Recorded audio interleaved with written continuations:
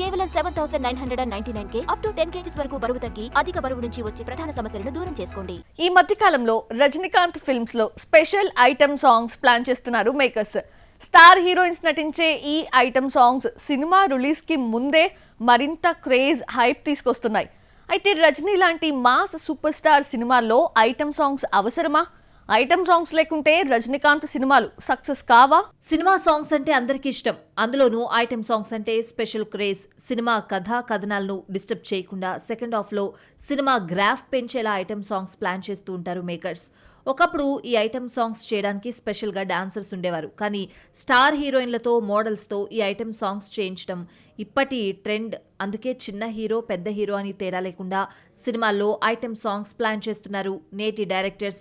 Item songs కి రజనీకాంత్ సినిమాలేవి మినహాయింపు కాదు.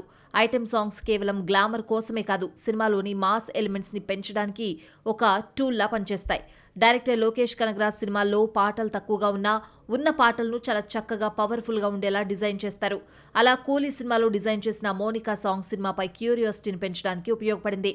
దీనికి తోడు పూజా హెగ్డే, సౌబీన్ సాహిర్ స్టెప్పులు మాస్ ఆడియన్స్ ని ఉర్రూతలూగించాయి. కూలీ కంటే ముందొచ్చిన జైలర్ సినిమాలో కూడా స్పెషల్ సాంగ్ ప్లాన్ చేశాడు డైరెక్టర్ నెల్సన్. కావాలయ్యా అంటూ సాగే పాటలో రజనీకాంత్ తో పాటు తమన్నా చేసిన డాన్స్ వైరల్ అయింది. అయితే సినిమా కథలో దమ్ముంటేనే ఇలాంటి పాటలు ప్లస్ అవుతాయి. జైలర్లో పాటతో పాటు cinema content, Rajinikanth screen presence, Anirudh background score కూడా తోడవడంతో ఆ పాట అంత పెద్ద హిట్ అయింది. సినిమాలో రజనీకాంత్ సీరియస్ రోల్ చేసినప్పటికీ కావాలయ్య వంటి పాట సినిమా రిలీజ్ ముందు వరకు ఉన్న అంచనాలను ఒక్కసారిగా పీక్స్ కి తీసుకువెళ్లింది. Tamannaah dance, Anirudh music social మీడియాలో రీల్స్, షార్ట్స్ రూపంలో వైరల్ అవ్వడంతో సినిమాకు విపరీతమైన ఫ్రీ పబ్లిసిటీ వచ్చింది.